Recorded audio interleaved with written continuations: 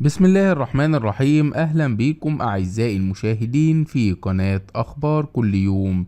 هنقدم ليكم أسعار الريال العماني في البنوك المصرية النهاردة الجمعة 30/6/2023 وإليكم الأسعار. البنك المركزي المصري 80 جنيه و8 قروش للشراء و80 جنيه و62 قرش للبيع. بنك الإسكندرية 79 جنيه و59 قرش للشراء و80 جنيه و39 قرش للبيع.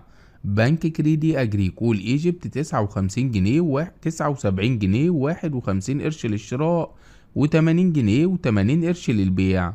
البنك المصري الخليجي 79 جنيه و25 قرش للشراء و80 جنيه و59 قرش للبيع.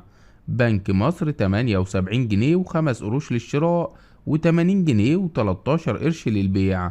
البنك الأهلي المصري 78 جنيه و4 قروش للشراء و80 جنيه و13 قرش للبيع.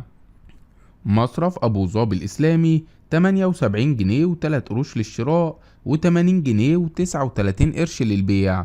أعزائي المشاهدين، هنا ينتهي الفيديو. لا تنسوا دعمنا بلايك والاشتراك في القناة حتى يصلكم كل جديد.